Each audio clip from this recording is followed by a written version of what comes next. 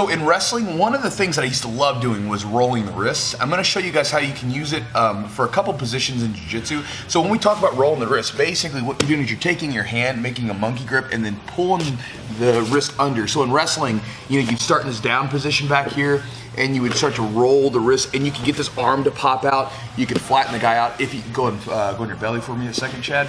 If the guy was already flattened out, you'd be here trying to work, and you could use this to roll out. And a lot of times for me, and back in wrestling, I would pull this behind the back and then run a half and pin the person. But there's a couple of cool places where you can use this with your jiu-jitsu game. So for instance, if I'm going up and I'm in a half guard position and I shoot to this quarter mount to try to pass, if the person beats me to the punch and he's actually getting this defense set up, right? One of the places you can use this at is here. So what I do is I'm gonna take my arm and I reach through and I'm gonna roll the wrist. Now the cool part about this is, one, it gives me really good control, because for Chad to be effective at defending me, he needs to be able to push and then turn back towards me, right? So if I get this wrist here, I'm pulling the wrist and driving my arm, so putting his arm almost like in a Kimura style, sort of torque there. If Chad tries to turn towards me, it's hard to do because the shoulder is being pushed down. Likewise, what this is also doing is it's starting to expose his back. So one of the things you could do from this is bring the knee up, sit back, and take the back off of it.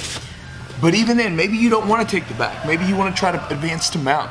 Fine. This just gives you such a strong position here to take your time and work out of this lock here, however you want to do it, rather than feeling rushed. Because again, if you can fight here, then it becomes a lot more of an even fight. Another place is if you get here in this back mount, right? For some reason, if you end up here where the person's on his elbows and his knees and you need to break them down. If you need to break them down, another cool place to use this wrist roll is here. So what we would do is we would roll the wrist and I drive, and so when you do this, you're rolling the wrist, you're taking away this base, right? This point of base, this elbow, this hand.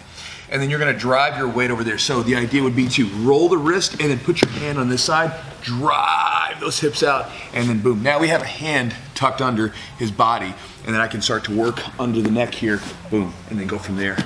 So guys, that's a small grip fighting technique that you can just try to sort of play into your game if you get to any of those positions. I guess that's it. It's really simple, guys. Give it a try. Talk to you next time.